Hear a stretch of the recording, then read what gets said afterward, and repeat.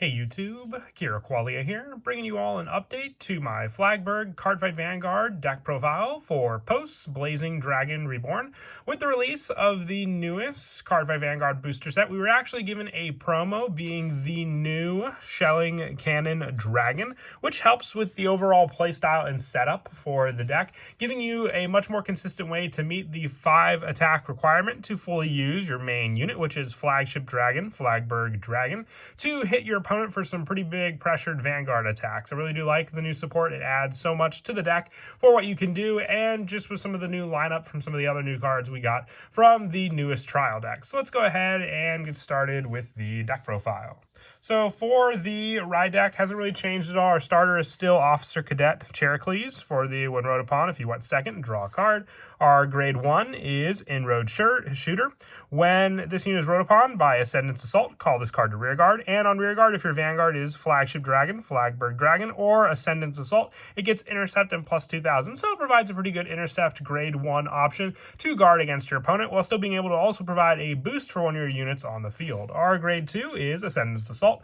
You may pay reveal Flagship Flagburg Dragon or Inroad Shooter from your hand for this cost. When this unit is rode upon, Soul Blast 1 other than this card, call this card to rear, and then when your other rearguard attacks a Vanguard, if your Vanguard is Flagship Dragon, Flagburg Dragon, counterblast 1 and stand this unit. You have this rearguard option, but also the option for when placed, you have the play for the additional reveal of when you would with this card. So very consistent along with the grade 3, which is our Flagship Dragon, Flagburg Dragon. Having that and additionally 3 copies in the main deck. When this unit attacks a Vanguard, counterblast 1 and perform all of the following according to the number of attacks made this turn. If it's 3 or more, you draw a card. 4 or more, your opponent chooses 2 rearguards and retires them. And then 5 or more, until the end of that battle, this unit gets plus 10,000. And when your opponent would call guards from their hand to the guard circle, they must call 3 or more at the same time. So a great way for your opponent just to, make use of their resources, and having to guard against this attack for that pressure is definitely scary, especially if you Persona Ride as well, because then even with 3 cards, unless they have the guaranteed Sentinel guard, they may not be able to have enough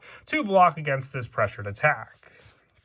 For the other grade 3s, with the new promo, I'm running 4 copies of Empyrean Blade or Blue Dragon, Shelling Cannon Dragon. From the back row center rearguard at the beginning of your battle phase, if your Vanguard is Flagship Dragon, Flagburg Dragon, and your opponent's Vanguard is grade 3 or greater, counterblast 1, and until end of turn, this unit can attack from the back row and it gets plus 10,000. So making it sort of a Persona Ride for the back row center as well. And from the back row center, if you would move or swap this unit during your main phase, you can also move it within the same row, meaning you could move it out of the back row center rear guard if you need to attack with this unit. Let's say you have just a few rear guards left on the field, you could move it and then move it up to the proper spot to attack after you've used it from the back row center. It does take up some counterblast, but we do have plenty of ways to countercharge in this deck to make up for this card and the counterblast you'll use for Flagburg also.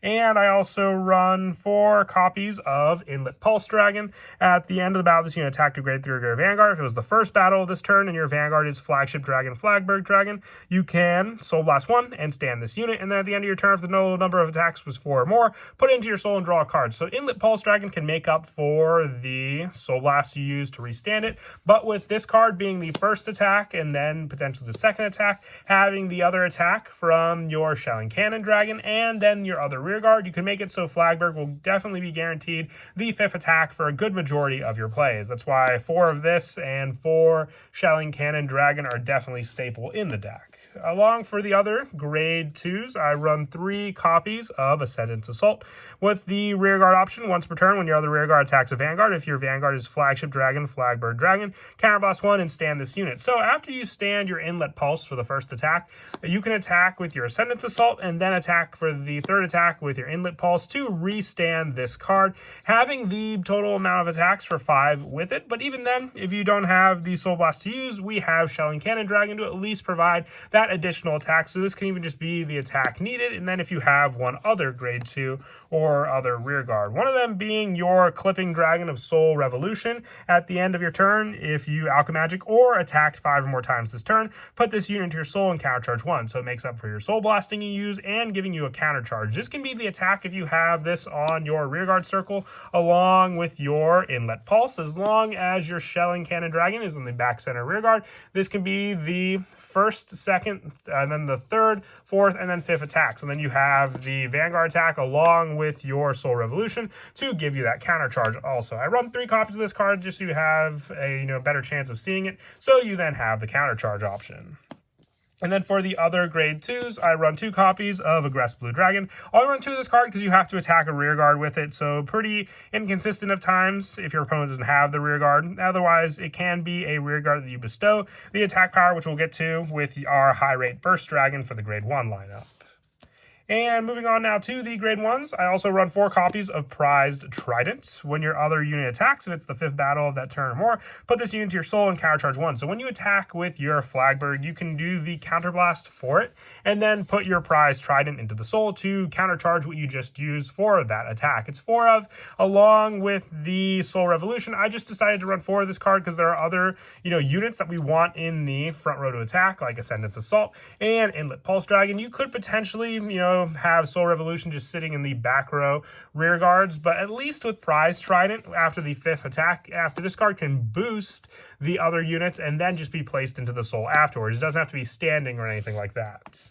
The other grade 1s that I run are just 3 copies of High Rate Burst Dragon. When this unit is placed on rear, if your Vanguard is Flagship Dragon, Flagburg Dragon, choose one of your other rear guards until the end of the turn that unit gets. When this unit attacks, if it's the first battle of this turn, Counterblast 1, Soul Blast 1, and stand this unit. So you could potentially give, Soul Revolution or one of your grade 1s the ability to restand hitting those multiple attacks. That's why I like running 3 copies of this card just as added backup. Just running 3 though, once again, this is just way more consistent since it only has to be in the back row center. And you don't have to waste a Soul Blast either. With the rest of the grade 1 lineup just being 3 copies of Custodial Dragon for the new Sentinel from set 6. So I would just say it's very fitting for the deck art-wise. With the 1 Elementaria Sanctitude for the Blitz Order to stop our opponent's Vanguard's attack with triple drive without having to discard anything. And still having the no discard option with the Custodial Dragons if we have 1 or less cards in hand.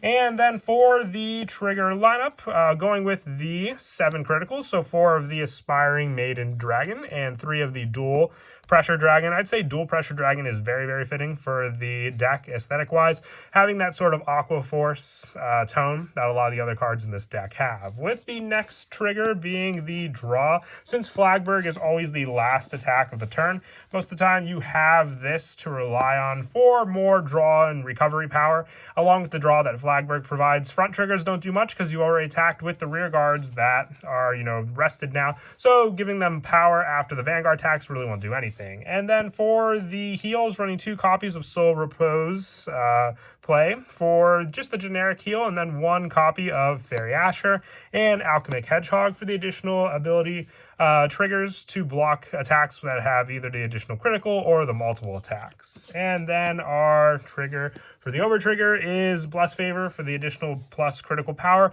This card is immensely useful for the Flagburg. It does give plus 10 to the front row, so you kind of miss out on some of the other cards, but even if we were to run the generic over trigger, it wouldn't really do much either because those units have already attacked. But that is it for the deck profile. I hope you all enjoyed. Like I said, this was an awesome deck to update just with this new promo card. It adds so much power to the deck, and I hope you all enjoyed it as well. And as always, until next time, please don't forget to leave a like and subscribe, and Kira Qualia out.